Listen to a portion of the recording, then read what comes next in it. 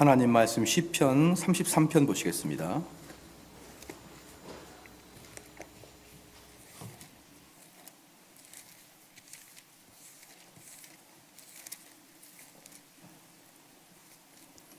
시편 33편 6절에서 9절까지입니다.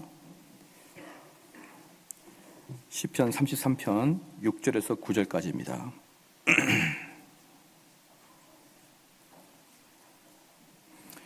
한 절씩 교독하시겠습니다. 여호와의 말씀으로 하늘이 지음이 되었으며 그 만상이 그 입 기운으로 이루었도다.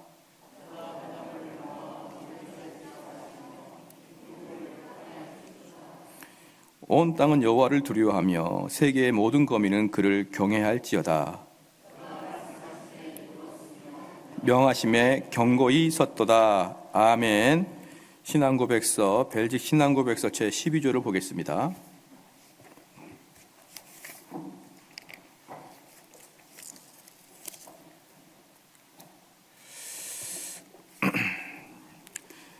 제 12조 세계의 창조와 천사에 관하여, 세계의 창조와 천사에 관하여 한 절씩 또박또박 읽겠습니다. 시작.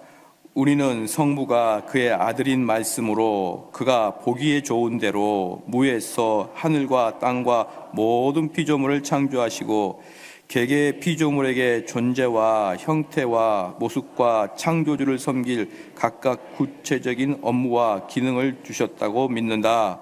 우리는 하나님이 그의 무한한 능력으로 그의 영원한 섭리에 따라 모든 만물을 끊임없이 보존하시고 통치하시며 사람들이 하나님을 섬기도록 피조물로 하여금 사람을 섬기게 만드셨다고 믿는다.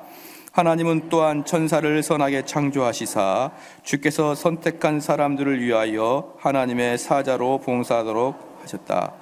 그런데 어떤 천사들은 하나님의 창조하신 고상한 주위에서 타락하여 영원한 멸망이 되었다. 그리고 남은 다른 천사들은 하나님의 은혜로 변함없이 본래 상태를 계속 유지하고 있다. 악마들과 악령들은 타락하여서 하나님과 모든 선한 것에 원수가 되었다. 그들은 온 힘을 다해 교회와 교회의 개개 회원을 유린하고 지켜보며 또한 그들의 악한 계략으로 모든 것을 파괴하려는 살인자들처럼 행한다. 그리하여 그들은 자신의 악 때문에 영원한 정죄를 받아 날마다 무서운 고통을 기다리게 된다.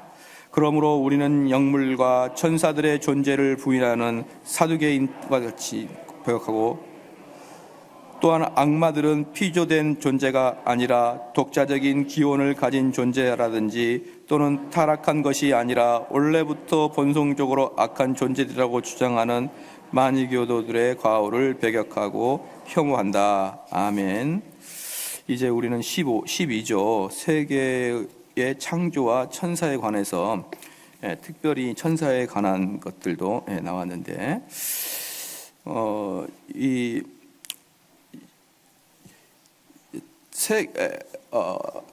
제가 이제 기회가 되면은 아마 내년 여름 수련회 때 좀 말씀을 드릴 건데, 네덜란드 개혁신학과 그다음에 청교도의 그 차이를 제가 분명하게 좀 여러분들한테 이야기를 해드릴게요. 그게 자꾸 착각이 됩니다. 그런데 간단하게 말씀을 드린다 그러면 청교도는 구원에 집중적으로 관심을 가져요. 구원에. 여기에 비해서 네덜란드는 세계관에 관심을 갖습니다. 세계관에. 그렇죠? 그래서 이 두 부류가 만나면 맨날 싸우는데 네덜란드 계열, 화랑 개혁계열은 청교도들한테 맨날 개인적인 신앙 운운한다. 그러는 동안에 이 세상은 다 타락한다. 이렇게 이야기하고 맨날 교회에서만 신앙적으로만 하냐. 이렇게 이야기하는 반면에 우리 이제 청교도들은 네덜란드 사람들한테 뭐라고 합니까? 네가 구원도 안 받았는데 세계관 운동하면 뭐 할 거냐? 너가 구원을 받았는지부터나 점검을 해라. 이렇게 싸우는데 실질적으로 정당하게 말하려고 그러면은 교회에는 약 70% 정도의 청교도 운동을 하고 30%의 네덜란드 세계관을 해야 됩니다. 선 청교도 후 네덜란드예요.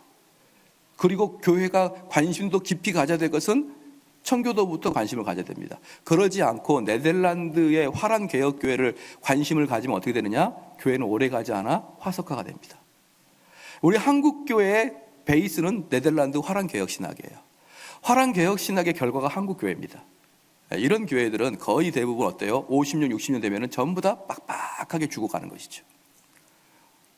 왜 제가 이 말씀을 소개해 드리냐면, 제가 내년 여름 수련회 때 네덜란드 개혁신학, 또 청교도, 신율법주의, 또 율법주의 전부 다 비교해서 한 번에 쫙 정리를 해드릴게요. 그러면 여러분들이 그걸 알아야만 진짜 바른 신앙이 어떤 길로 가는지를 여러분이 걸어갈 수가 있습니다. 왜 제가 지금 이 말씀을 드리냐 그러면은, 오늘 해야 될 게 네덜란드 신학의 대표적인 세계관의 이야기이기 때문에 있습니다. 세계관의 이야기이기 때문에. 이 세계관의 이야기는 구원과는 직접 관계가 없지만 구원받은 백성이 이 땅을 어떤 식으로 바라봐야 되느냐에 대한 관계인 것입니다.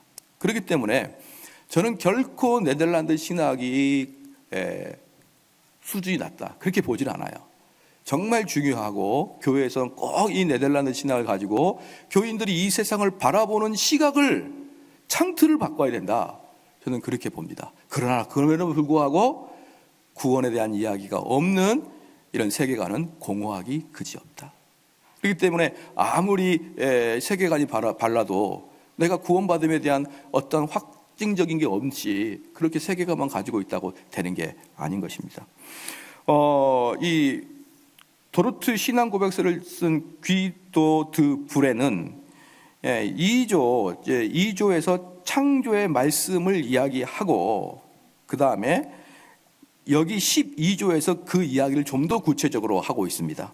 3에서 7조까지는 말씀에 관한 것을 이야기했고, 그 다음에 8조에서 11조까지는 성경이 삼위 하나님에 대해서 말하고 있다는 것을 보여주고 있고, 오늘 12조에서는 2조에 언급했던 창조에 대한 이야기들을 좀 더 하는 것입니다. 이제 1859년에 찰스 다윈이 종의 기원이라는 책을 통해서 진화론을 주장한 이후에, 찰스 다윈이 1809년생일 겁니다. 1809년생인데 이 양반이 50살 정도 돼서 1859년에 종의 기원을 써요. 50세 때가 돼서. 그래가지고 그 종의 기원이 서양 세계에 나오면서 아주 대지각 변동을 일으켰던 그 해가 1859년입니다. 그래서 이 진화론의 이야기는 수천 년 동안 서양을 지배해왔던 창조론을 한 방에 무너뜨리고 이 왕권을 차지하면서, 그 다음에 이것에 반대해서 이 진화론이 하도 거세니까 이 진화론을 반대하지 못하고 진화론적 관점에다가 신학을 붙인 것을 자유주의라 그러는 거예요. 그래서 이 자유주의가 이 진화론과 함께 기존 교회를 막 공격하니까 기존 교회가 수세에 몰리면서 어떻게 했습니까? 우리들은 너희들이랑 달라, 우리끼리 모여 하면서 모여지는 게 근본주의입니다. 근본주의예요. 사랑하는 성도 여러분, 자유주의자들은 얼마나 뻔뻔한지 모릅니다. 얼마나 뻔뻔한지 근본주의를 다른 말로 정신머리 없는 놈이라고 딱 이꼴을 시켜놨어요. 근본주의 광신도, 근본주의 무식한 사람, 이것을 딱 이렇게 등골로 해놓고 사람들이 근본주의라 그러면은 비아냥거리도록 이야기를 한 것이지요. 우리가 처음에 종교개혁할 때 우리는 어떻습니까? 저 사람들은 퓨리탄이다. 아니 뭡니까? 개혁주의자? 프로테스탄트다. 아우 저들은 맨날 징징거리고 맨날 데모하는 애들이다 라고 해서 프로테스탄트다 라고 또 빈정거리는 말이고요. 그 다음에 퓨리탄이라고, 청교도는 지네들만 깨끗하다고 하다, 그것도 빈정거리는 말이고요. 저 근본주의자들, 펀드멘털 놈들 이렇게 이야기하면 또 다 빈정거리는 말입니다. 이렇게 여러분 끊임없이 말씀을 지키려고 하는 자들을 이 세상은 빈정거리고 비웃고 무식한 자고 광신도로 만드는데 여념이 없고, 지금의 사회에서도 아우 저 인간은 근본주의자야, 아우 말이 안 통해, 이렇게 이야기하게끔 이 세상은 이미 만들어졌습니다. 그럼 근본주의는 5가지를 지키면 근본주의예요. 첫 번째, 성경의 무호성. 나는 성경이 하나도 틀리지 않았다라고 주장하는 사람. 두 번째, 동정녀 탄생. 세 번째, 대속죄적 죽음. 우리 주님의 대속의 죽음에 대해서 동의하는 것이고, 네 번째, 예수의 육체적 부활. 다섯 번째, 예수님의 기적의 역사성. 이것들을 인정하면은 근본주의다라고 해서 모였던 것이죠. 근본주의다. 그러니까 이 근본주의는 뭡니까? 진화론의 바탕을 둔 자유주의 신학에 반대해서 모였던 것이 근본주의고, 사실은 근본주의란 말은요 대단히 좋은 말입니다. 왜냐 그러면 여러분들 이런 말 들어보셨나요? 아이고 이놈은 근본이 없어. 근본이. 기분 좋아요 안 좋아요? 안 좋죠. 그러니까 어느 순간 이놈은 근본이 된 놈이 얼마나 좋습니까? 그런데 우리도 마찬가지로 근본을 지키려고 하는 사람들을 빈정거리기 위해서 아이고 저 근본주의자들, 아이고 저 무식한 애들, 아이고 저 열광주의자들, 이렇게 이야기하면서 진보주의적 어떤 기독교는요 우리를 실컷 욕을 하고 빈정거리고 자기들 똑똑하다고 잘났습니다. 그리고 그들은 실질적으로 좋은 대학도 많이 나왔어요. 목사님들이.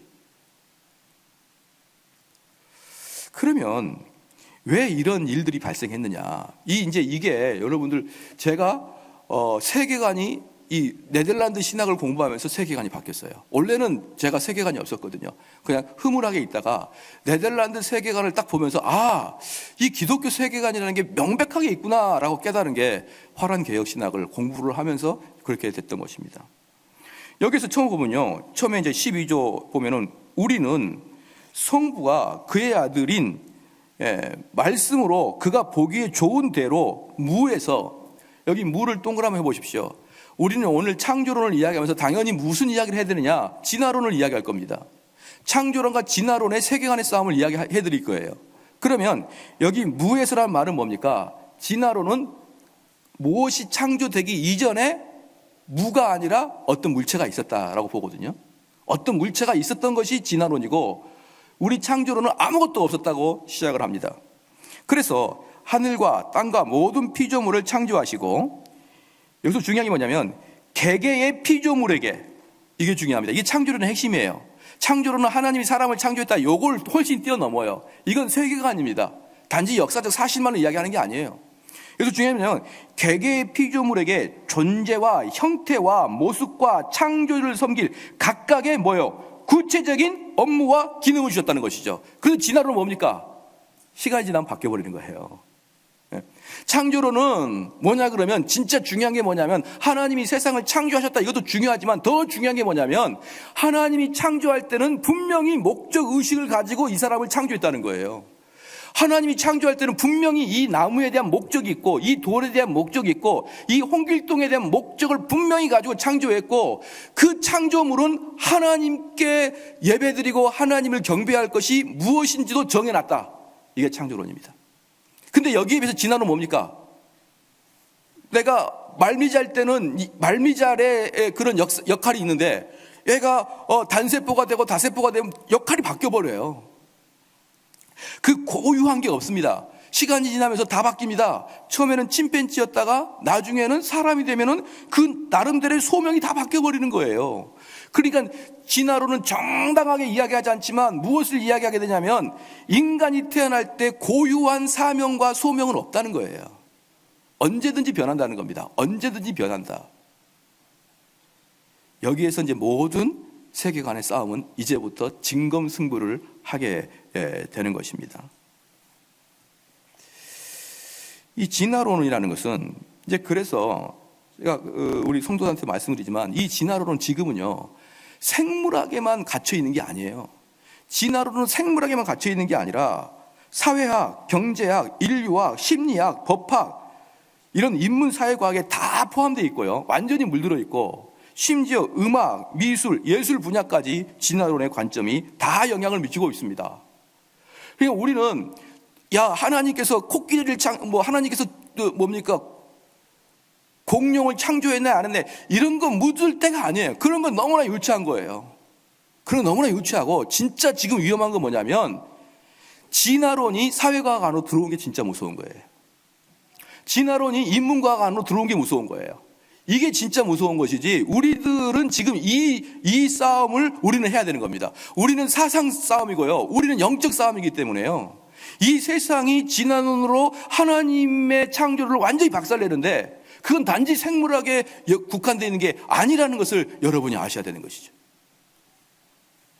그래서 이 사실은 진화론에서 그 다윈이 제일 먼저 말했던 게 뭐냐면 용불용설입니다. 용불용설. 이 용불용설이 다윈이 진화론을 말할 때 제일 먼저 이야기했는데 이게 뭐냐면 많이 사용하는 기간은 늘어나는 거예요. 많이 사용하는 기간은 늘어나는데 사용하지 않으면 도태가 되는 거죠. 뭐 예를 들어 여러분 그 꼬리뼈 같이 꼬리뼈를 살랑살랑 흔들지 않으니까 꼬리뼈가 사라진 것처럼 우리가 많이 사용하면은 발달돼서 점점 그 발달이 돼서 이제 나와요. 그래서 어떤 애들은 어떻습니까? 기린이 사슴이 높이 있는 거 먹다가 쭉 빼져가지고 결국은 오래 살았다는 거 아닙니까? 그렇죠. 쭉 빼가지고. 여러분 사슴이 기린처럼 목을 쭉 빼서 위에 있는 그 풀을 먹으면 어떻게 될까요? 목 디스크 걸려요. 고통스러워요. 그런데 어쨌든 그들은 계속 이렇게 해가지고 이 자꾸 사용하면은 그것이 늘어나서 그것이 기린이 되고 많이 사용하는 손은 커지고 뭐 이렇게 해가지고 용불용설이에요. 그런데 그것은 처음부터 박살났습니다. 왜? 한계가 있습니다. 후천적으로 획득된 것은 유전되지 않는다. 네. 예를 들어서 차범근이가 옛날에 오른쪽 다리가 1cm가 길었다 그랬어요. 맨날 공을 차니까. 그러니까 그 아들이 차두리가 또 공을 차니까 1cm가 또 길었어요. 그러면 차 셋째는 어때요? 태어나면서 또 오른쪽 다리가 길게 나와야 돼요. 이게 용불용설이에요. 그러니까 용불용설은 처음부터 말도 안 되는 소리다. 두 번째, 또 재밌는 게 뭐냐면 그러면 돌연변이라는 거예요. 갑자기 어떤 애 나타나가지고 돌연변이가 되는데 걔가 그냥 힘이 세가지고 탁 휘어잡아서 그 다음부터 돌연변이 DNA가 계속 와서 더 진보됐다는 거죠. 그런데 거의 대부분 자연을 보니까 두 가지의 아주 약점이 있어요. 뭐냐? 돌연변이는 지나치게 경우의 수가 작고 돌연변이는 거의 99.9% 사회 부정하게 나타난다. 자연 부적응하게. 오히려 돌연변이가 아니라 순수하게 나온 애들이 훨씬 더 자연에 잘 적응하는 것이지 돌연변이 나온 애들은 자연에 잘 적응하지 못하고 도태됐다는 것이죠. 그래서 돌연변이에서도 끝장났습니다. 그런데 왜 이렇게 용불용설이 거짓인 게 분명함에도 불구하고 지금 중고등학교, 초등학교 교과서에 진화론의 용불용설 나올까요? 안 나올까요? 나와요. 나와. 지금도 이건 거짓인 게 분명히 나왔음에도 불구하고 왜 용불용설이 지금도 진화론 이야기할 때 나오느냐? 그게 다윈이 첫 번째로 가설을 했던 기념비 정인 거기 때문에 용불용설이 계속 나오는 겁니다. 여러분 용불용설은 거짓말이에요. 여기서부터 진화론의 이야기가 나오는데 거짓말부터 시작하는 것입니다. 그렇게 후천적으로 전념이 안 되는 거예요. 후천적 노력하는 것은. 그러면 진화론과 창조론의 핵심은 과학과 신앙의 싸움이 아니라 철학과 철학의 싸움이고 세계관과 세계관의 싸움입니다. 왜요? 진화론도 증명할 수 없으니까. 진화론도 론이에요. 가설입니다. 진화의 가설. 그렇기 때문에 그것도 먼저 믿고 시작을 해야 되는 겁니다. 믿고. 진화가 된 걸 믿고 시작을 해야 되는 것입니다. 그래서요. 그럼 뭐냐? 진화론의 시작은 뭐냐면 맹목적인 물질의 힘에 의해서 지배를 받는다는 거예요. 이 세상은 맹목적이에요. 어떤 특별한 목적이 있는 거 아니에요. 왜? 진화론에는 끊임없이 하는 얘기가 있거든요. 뭡니까? 우연히. 뭐와 우연히. 뭐와 우연히. 계속 우연히를 이야기하기 때문에 뭡니까? 진화론은 근본적으로 우연의 일치입니다. 맹목적이에요. 특별한 목적 방향이 없어요. 이 세상을 살아가는데 특별한 목적이 없단 말입니다. 왜? 우린 이 땅에 우연히 태어났으니까. 우리 인간은 우연히 말미잘에서부터 침팬지로 말미암아 인간이 됐으니까 특별한 목적 의식이 없이. 그리고 그 시작은 물질부터 시작합니다. 여기에 비해서 창조론은 뭡니까? 사랑의 인격적인 하나님의 손길에 의해서 만들어지고 다스려진다는 것이에요. 이 싸움입니다. 그래서 이 세상을 물질 중심으로 우연의 일치로 역사가 흘러가느냐, 아니면 어떤 창조주라는 인격에 의해서 그 손에 의해서 역사가 흘러가느냐, 이 싸움이 바로 세계관의 싸움입니다. 바로 이 진화론을 주장하는 사람들은 바로 자연주의라고 이렇게 불러요. 자연주의라고 부르는데 이 자연주의자들은 이렇게 이야기하는 겁니다. 죽음 이후에는 존재가 없어지는 거예요. 왜? 물질로부터 시작했으니까. 죽음 이외에는 존재가 없고 윤리적인 절대 기준이 없습니다. 윤리적인 상대 기준이에요. 인생에는 절대적인 의미가 있는 게 아니에요. 너 인생의 목적이 뭐냐? 절대적인 인생의 의미가 있는 게 아닙니다. 진화론은. 근데 아까 창조로 뭐라 했습니까? 하나님이 나를 만드신 이유와 목적이 분명히 있다. 그렇게 말한 게 창조론이고, 진화론은 인생의 소명 이런 게 없는 거예요. 우연히 나온 것입니다. 인생에는 절대적인 의미가 없다. 그래서 세계관은 우리가 어디서 왔는가, 우리가 어디로 갈 것인가, 우리가 누구이며 우리가 왜 여기 있으며 우리가 어떻게 사회 속에서 삶을 영위할까, 이게 세계관인데, 진화론은 시작 자체부터 우리는 우연히 왔고 우리 물질로부터 왔고 이렇게 나가기 때문에 창조론을 주장하는 우리와는 정반대로 성난 기차처럼, 진화론과 창조론자들은요, 성난 기차처럼 서로 부딪히는 것만 외에는 없어요. 피해갈 수 있는 방법은 없습니다. 두 기차는 분명히 부딪힐 것이고, 여러분도 이 세계관을 분명히 알 때는, 이 세계관에 부딪힐 때는 싸움을 피하면 안 됩니다. 이게 바로 우리의 싸움인 거예요. 세계관의 싸움이에요. 메이첸이 그랬습니다. 너희들이 아무리 외쳐도 진리 싸움에서 후퇴하면 진리를 지킨다고 말하지 마라. 그래서 우리가 우리의 기원에 대해서 어떻게 생각하느냐에 따라서, 우리의 출생과 우리의 시작이 어떻게 되느냐에 따라서 윤리, 법, 교육, 심지어 젠더, 성의 문제까지 다 영향을 미치게 되어 있습니다.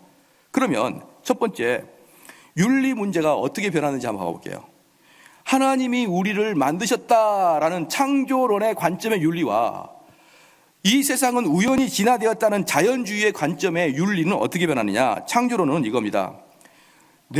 그의 목적이 무엇인지를 찾게 되는 거예요. 하나님의 목적이 무엇이냐. 그러면 그 다음에 하나님의 목적을 이루기 위해서 우리는 어떻게 살 것이냐. 세 번째, 그 목적과 삶의 방식은 어디 기록되어 있느냐. 그것은 성경에 기록되어 있다. 네 번째, 그래서 기독교인들의 도덕률은 주관주의가 아니라 객관적입니다. 사랑하는 성도 여러분, 우리 창조론자들은요, 도덕이 객관적인 거예요. 우리 창조론자들은 도덕이 절대적인 객관성을 가지고 있습니다. 그러므로 이렇게 말할 수 있는 거예요. 야, 아프리카 풍습과 미국 풍속과 유럽 풍속과 아시아 풍속 중에 어느 풍속이 더 우월하냐라고 말할 때, 자연주의자들은 상대적으로 그 나름대로 의미가 있다 생각하지만 우리 창조론자들은 미국 문화가 제일 우선이야, 딱 이렇게 얘기하는 거예요. 뭐 유럽 문화가 우선이야, 1번이야, 아프리카 문화는 아주 후졌어, 이렇게 얘기합니다. 왜? 아프리카 문화는 전부 다 토테미즘과 무속 신앙에 기반한 문화고, 유럽과 미국 문화는 기독교에 대한 문화이기 때문에 우리는 문화에서도 1, 2, 3등을 뽑을 수가 있습니다. 그래서 우리 아들은 케냐의 문화를 답습하지 말고 워싱턴의 문화를 답습해라, 이렇게 얘기하는 것이죠. 우리 아들은 미얀마의 문화를 답습하지 말고 영국의 문화를 답습해라, 이렇게 이야기하는 거예요. 왜? 그 나라들은 전부 다 무속신앙이고 전부 다 불교고, 그 불교와 무속신앙의 베이스를 두고 문화를 만들었기 때문에 거기는 도무지 선한 게 찾을 수가 없다. 근데 자연주의는 뭡니까? 문화 상대주의예요. 문화 상대주의입니다. 어떤 문화가 더 우월하고 어떤 문화가 더 열등하는 건 없다. 그 문화는 다 나름대로 독창적인 특징이 있다. 이게 문화의 상대주의입니다. 여러분 이해가 잘 되시죠? 이게 세계관의 문제입니다. 그래서 우리는 도덕률을 주관적으로 판별하지 않고 객관적이고 감정에 기초하지 않고 계시에 기초한다. 성경의 기초에서 도덕을 찾지, 감정과 주관성을 가지고 도덕을 찾지 않는다. 우리들은. 왜? 객관적이고 하나님께서 창조한 원리에 기초하기 때문에. 여기에 반해서 자연주의는 뭡니까? 하나님이 인간을 창조하긴커녕, 자연주의는 말합니다. 하나님이 인간을 창조하긴커녕 인간이 우울할 때 만든 게 하나님이다 라고 하면서 자연주의는 하나님을 인간이 만들었다고 이야기합니다. 상정해요. 우리가 고통당할 때, 우리가 무서울 때 하나님이라는 신을 만들어 놓고 그분에게 우리를 투영시키는 거예요. 그럼 우리가 위로를 받고 평강을 얻죠. 마인드 컨트롤을 할 수 있다는 것이죠. 그래서 자연주의자들은 하나님은 없고 인간이 신이라는 존재를 창조해냈다, 이렇게 얘기합니다. 그래서 그들은 신이라는 건 어떤 곳에 있냐면 너희들 마음속에만 있다는 거예요. 너희들 마음속에 위로주고 너희들 마음속에 칭찬해주고. 그러므로 종교라는 것은 그저 소원을 이야기하는 것이지 그 이상의 것은 아니다 말이죠. 종교라는 것은 소원을 이야기한 것인데, 그러니까 자연주의자는 어떻습니까? 그것은 애들이나 산타 할아버지 믿는 애들이나 소원을 성취하는 것이고, 우리처럼 장성한 사람들은 무슨 종교냐, 그게. 그 뭐 소원 성취한다고 없는 게 주냐, 이렇게 된다는 것이죠. 도덕이라는 것은 인간의 진화에 따라 수준이 달라지기 때문에 도덕이라는 것도 절대적인 기준이 없는 거예요. 뭡니까? 진화의 수준에 따라서 도덕이 달라지고, 도덕은 지금의 도덕과 그때 도덕이 달라지는 겁니다. 100년 전 도덕과 지금의 도덕이 달라지는 것이죠. 여러분 동의하십니까? 100년 전 도덕과 지금의 도덕이 달라지는 거 여러분 믿으십니까? 근데 진화론자는 믿어요. 근데 100년 전에도 남 뒤통수 치거나 속이거나 남의 아내를 훔쳐먹거나 이렇게 하는 것들은 어때요? 전부 다 악입니다. 남의 물건을 훔쳐가거나 배신하거나 남을 뒤에서 쑥덕거리거나, 이 모든 것은 100년 전, 아니 1000년 전에도 나쁜 거예요. 아주 사소한 거 있잖아요. 예를 들어서 뽀뽀할 때, 인사할 때 볼을 비벼서 인사를 한다. 이런 것 말고 이런 것들은 형태가 좀 변할 수는 있죠. 그런데 기본적인 도덕은요, 1000년 전이나 지금이나 똑같습니다. 변하지 않는다. 이게 우리 창조론자고, 때에 따라서 변한다. 1000년 전보다 지금이 도덕이 변했다. 윤리가 변했다. 이렇게 말하는 게 자연주의자입니다. 그렇기 때문에 도덕은 시간이 지나면 변하기 때문에 절대적 가치 기준이 아니다는 거예요. 절대적 기준이 없다. 이렇게 이야기합니다. 모든 걸 상대화시키는 것이죠. 자, 객관적 존재의 유일한 것은 자연일 뿐이라는 것이죠. 그런데 자연은 진화하고, 한번 보겠습니다, 여러분. 도덕을 볼게요. 진화합니다. 그러면 아프리카에 있는 도덕도 일견 아프리카에 맞는 의미가 있고,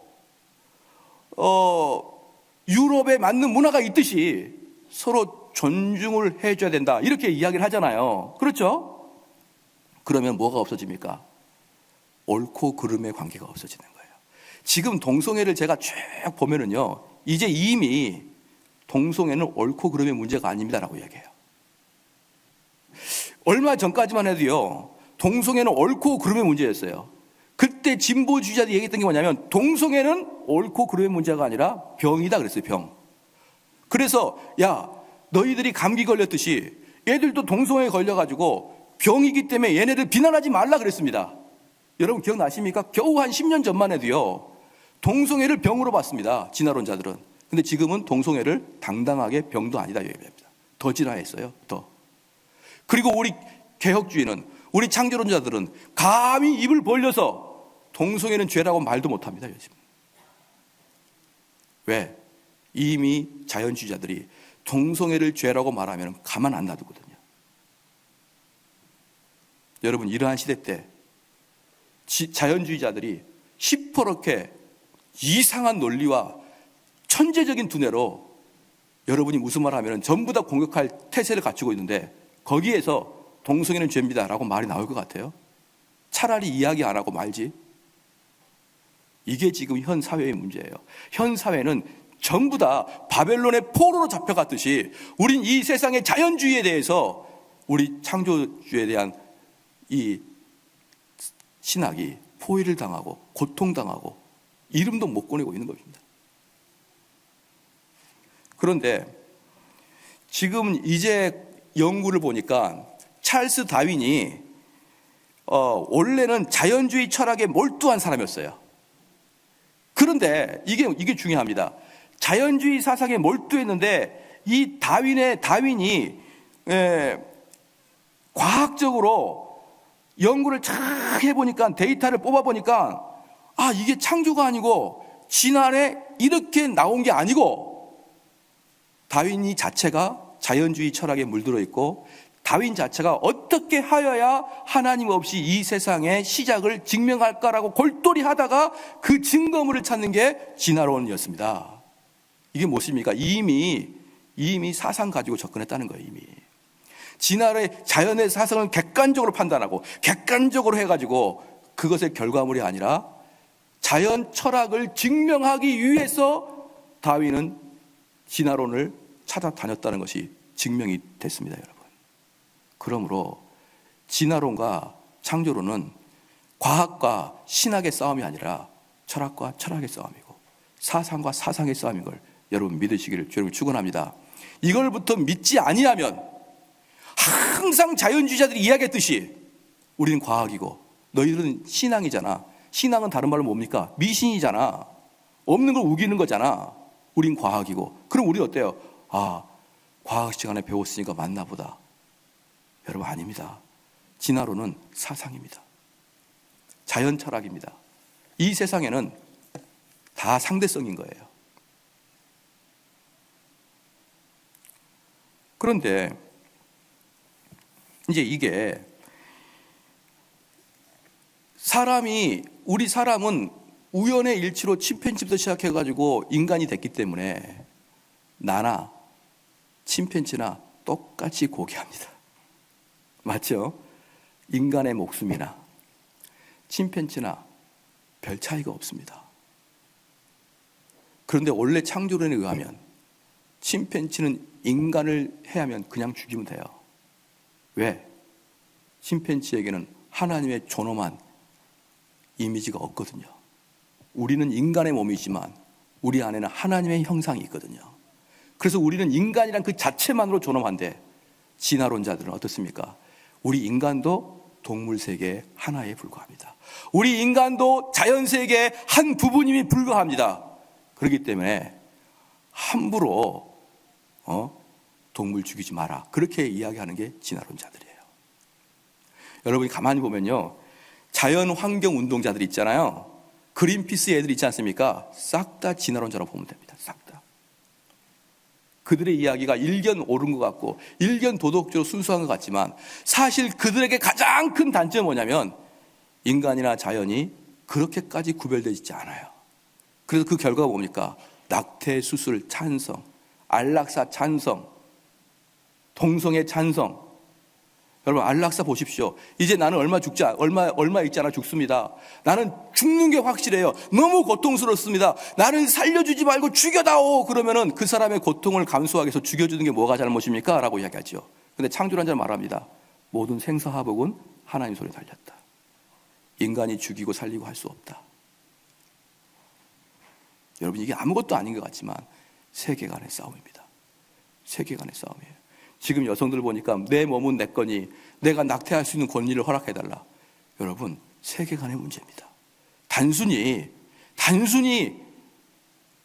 이 세상 가치관에 이 세상 내가 살아보니까 이게 옳다 이게 아니고 저는 한국이 쫙 두 개의 세계관으로 나눠졌는데 창조론의 세계관과 진화론의 세계관이 나눠졌고 창조론의 세계관은 조그만하고 진화론 세계관은 엄청나게 크게 진화론자들이 창조론자들을 무식한 장애로 몰고 가고 있는 걸 여러분 보고 계시죠?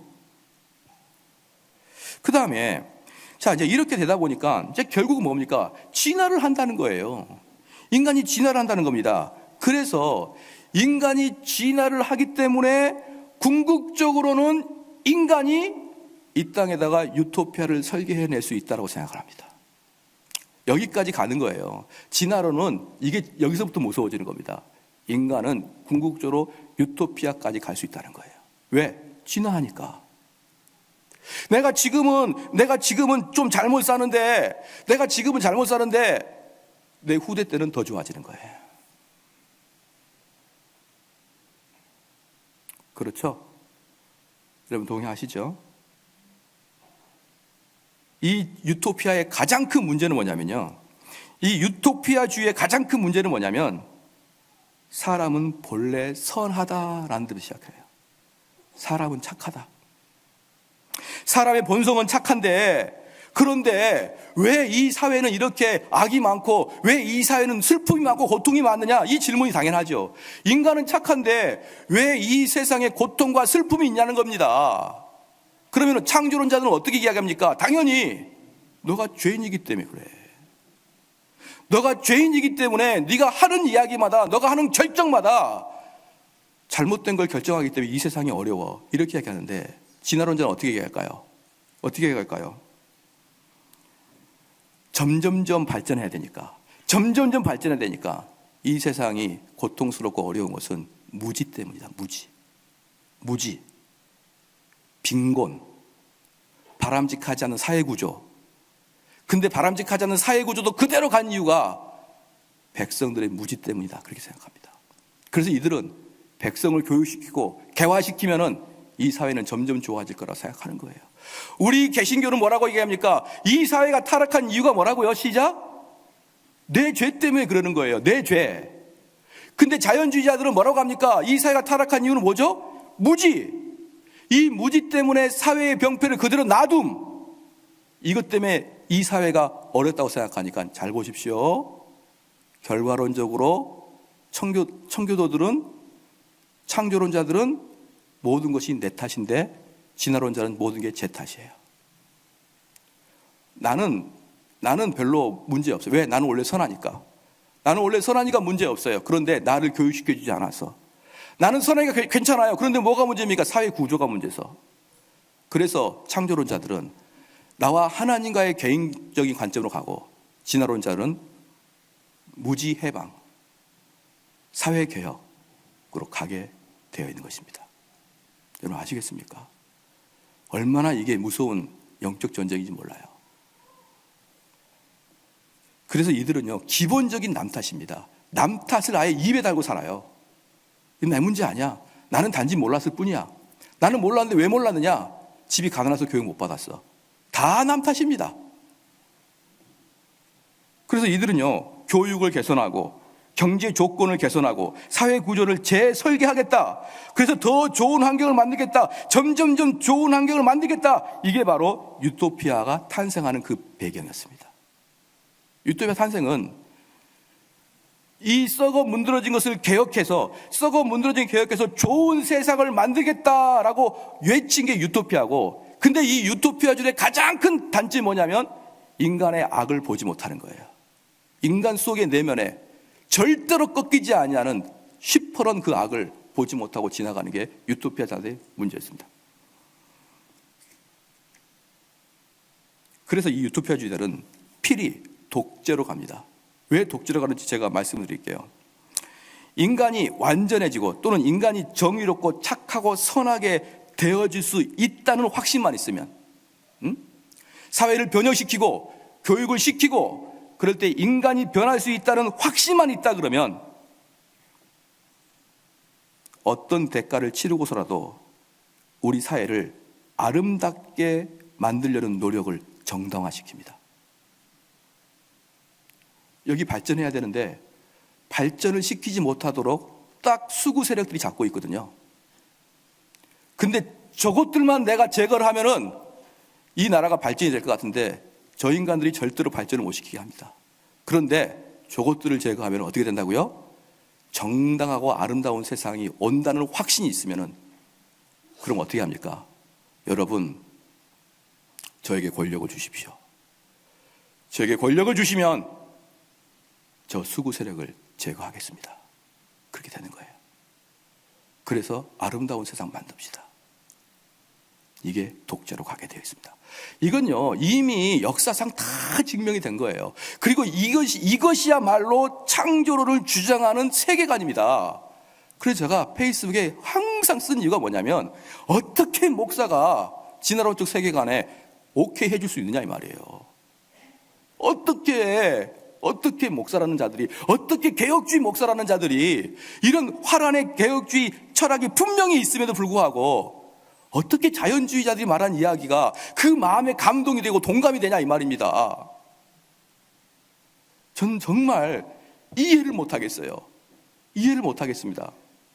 여러분, 창조론과 진화론은 그저 우리가 어렸을 때 앉아가지고 침팬지가 인간이 됐다, 여러분 그거 믿으면 안 됩니다. 저는 그거 믿지 않습니다. 하나님이 나를 창조했습니다. 단지 이걸로 끝나는 게 아니에요. 여기서부터 시작해가지고 모든 세계관이 다 바뀌어버립니다. 그래서 진화론에 열심히 묻어있는 사람들 보십시오. 여러분 자녀들 전부 다 진화론에 묻어 있습니다. 그 증명이 뭐냐면, 여러분 자녀들한테 야, 너 뭐가 될래? 물어보면요, 몰라요. 엄마 나 뭐 될까? 대통령 되라. 네, 대통령 될게요. 이 땅에 있는 교육을 그대로 받으면요, 고3 때 자기가 뭘 해야 될지 몰라요. 완전히 멘붕에 빠집니다. 근데 창조론을 가지고 있는 사람들은 뭡니까? 분명한 자기 소명과 사명을 발견하게 되겠죠. 창조론의 교육은 자기 소명을 발견하는 교육이고요. 진화론의 교육은 우연의 일치로 왔다가 가는 거기 때문에 내가 이 땅에서 뭘 해야 하고 살지를 모르는 그런 우매한 자가 됩니다. 여러분 자녀들 학교에서 열심히 공부하니까 좋습니까? 정신 다 뺏기는 거예요.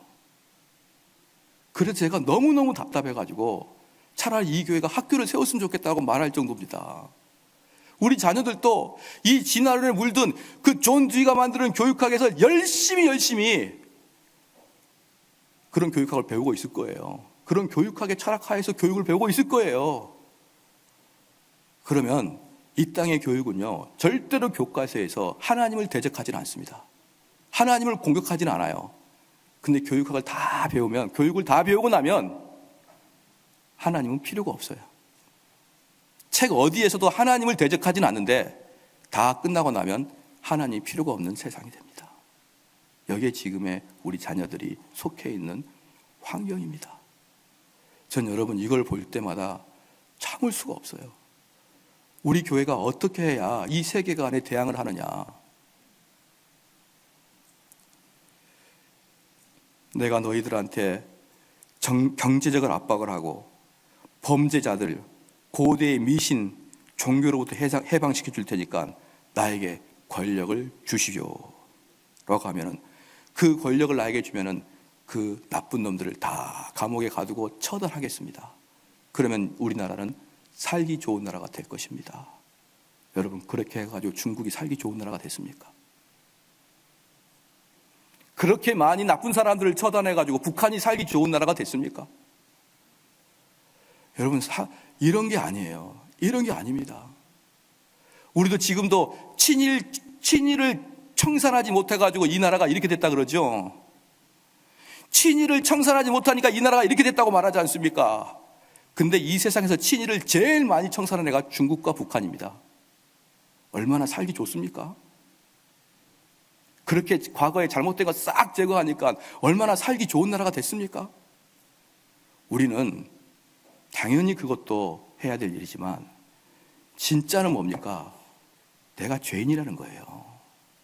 내가 구원받지 않고서는 나의 가정, 나 개인, 이거 하나도 변혁시키지 못한다는 겁니다. 이 세상, 국가, 사회가 아니라 내 가정조차도 변혁시키지 못한다는 게 창조론자들이에요. 근데 진화론자는 뭐랍니까? 교육시키고 설득하면 좋아진다는 겁니다. 왜? 인간의 악을 보지 못하니까. 어떠한 것으로도 그 꺾을 수 없는 그 악을 보지 못하니까 인간을 잘 꼬시면은 인간이 좋아질 거라고 생각합니다.